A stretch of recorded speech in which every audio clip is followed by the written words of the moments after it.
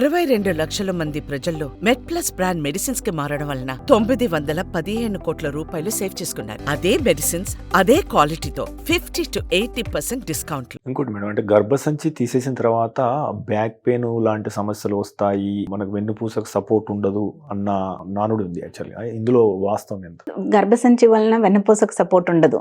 వెన్నుపూస సపోర్ట్ మీరు విన్నారా మేడం అసలు ఇది? చాలా మంది అడుగుతారు. That is true. సో వెన్నపూసకు సపోర్ట్ గర్భసంచి వలన ఏం కాదు. గర్భసంచికి only 2 functions, menstrual cycles and child bearing, babies పుట్టడానికి. సో బేబీ పుట్టే ఫంక్షన్ అయిపోతే దానికి ఇంకేం పని లేదు అని తీసేయడం అనే కాన్సెప్ట్ కూడా తప్పు. కానీ when there is a problem, గర్భసంచికి వేరే ట్రీట్మెంట్స్ లేవు, ఇంకా ముందు ఏదో ప్రాబ్లం అవుతుంది అనే మనకు అవగాహన వచ్చినప్పుడు గర్భసంచి తీసేయడం ఈజ్ జస్టిఫైడ్. ఇంకా గర్భసంచి తీసేసినందుకు బ్యాక్ పెయిన్ రావడం ఈజ్ నాట్ కరెక్ట్. అలాగే కొంతమంది అంటారు దానివల్ల వెయిట్ పెరిగిపోతుంది అని. వెయిట్ పెరిగేది ఆపరేషన్ చేసిన తర్వాత ఏదో పెద్ద ఆపరేషన్ అయిపోయిందని 3 నెలలు కూర్చొని కదలకుండా హెల్దీ ఫుడ్ అనుకుంటూ ఓవర్ న్యూట్రిషియస్ ఫుడ్ తినేస్తే ఆబ్వియస్లీ ఎవరికైనా వెయిట్ పెరుగుతుంది. సో అది ఆపరేషన్ మీద బ్లేమ్ చేయడం, యూట్రస్ మీద బ్లేమ్ చేయడం కరెక్ట్ కాదు. సో గర్భసంచి operation when it is needed we must do. Only thing is when it is not needed and we do, we can land in other problems. So other problems అనేది ఒకటి vault prolapse అనే ఒక condition ఉంది. vault అంటే the upper part of the vagina. So నేను చిన్న చూపిస్తాను. So గర్భసంచి తీసేసిన తర్వాత మనం ఇది vagina will be like this. ఒక సిలిండ్రికల్ ఆర్గన్ లాగా ఉంటుంది అంతే. సో ఇది ఇక్కడ చూపిస్తున్నాను. This is the opening of the వజైనా, అంటే డెలివరీ దారిది ఓపెనింగ్. సో లోపల ఇదంతా కనపడదు, but it will be blind pouch అని అంట. సో దీనిపైన గర్భసంచి అనేది తీసేసాం. గర్భసంచి మామూలుగా ఈ ప్రాంతంలో ఓపెన్ అవుతుంది. తీసేసిన తర్వాత ఇక్కడ కుట్టేసేస్తాం.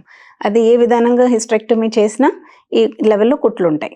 సో ఈ వాల్ట్ ప్రొలాప్స్ అనే కండిషన్లో ఇక్కడ సపోర్ట్స్ సరిగా వేయనందుకు, లేకపోతే తర్వాత లూజ్ అయిపోయినందుకు ఈ ఓపెనింగ్ ఇలాగే ఉండి ఈ వాల్ట్ ఈ పార్ట్ని వాల్ట్ అంటాం. ఇది జారిపోయి ఇలాగ ఇవర్ట్ అయిపోతుంది. సో పై భాగం కిందకి వచ్చేస్తే ఆబ్వియస్లీ ఇది థైస్ మధ్యలో బయటికి వెళ్ళబడుతుంది. సో నార్మల్గా నడవడానికి కూడా కష్టం అయిపోతుంది condition as it progresses. So ఇది ఇలాగ వచ్చేది స్లోగా కొంచెం కొంచెం జారుకుంటూ కొన్ని నెలల్లో అంత బయటకు వచ్చేస్తుంది. ఈ కండిషన్ని వాల్ట్ ప్రొలాప్స్ అంటాం.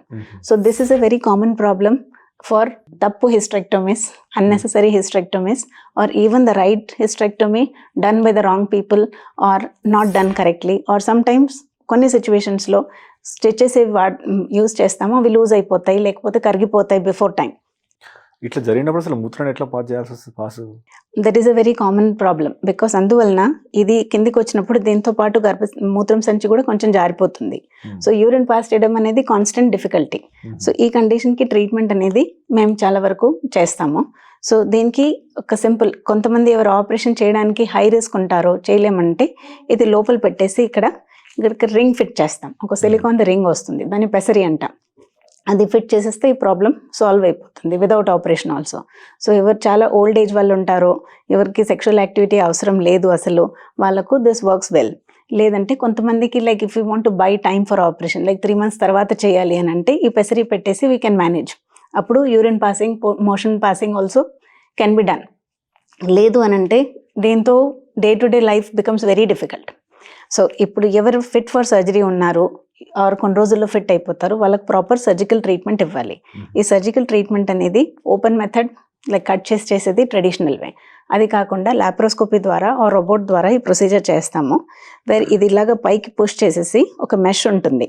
సో మెష్ అనేది ఎలా హర్నియాలో యూజ్ చేస్తారో అలాగే ఇలాగ వై షేప్లో మెష్ ప్లేస్ చేస్తాం. ఒక లిమ్ ముందు, ఒక లిమ్ వెనకాల and 1 limb to the bone, అదే వెన్నపూసకి బ్యాక్ బోన్కి సపోర్ట్ చేసి పెడతాం.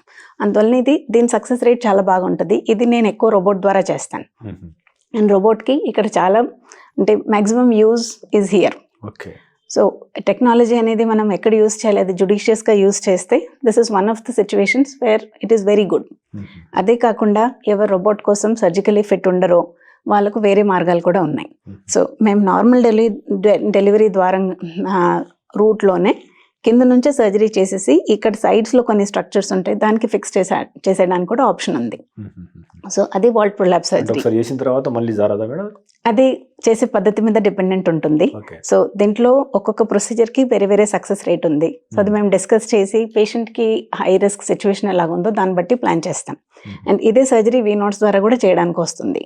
So what we achieve by laparoscope or robot, they are the best results. So అదే రిజల్ట్స్ మేము ఇప్పుడు వీనోట్స్ ద్వారా చేయగలుగుతున్నాము. So vaginal surgery is the first choice or అది dependent ఉంటుంది, కానీ గోల్డ్ స్టాండర్డ్ అని అంటాము. అంటే the best result is with the laparoscopy or robotic procedure. So same results ఈ మధ్య మేము వీనోట్స్తో కూడా చేయగలుగుతున్నాము.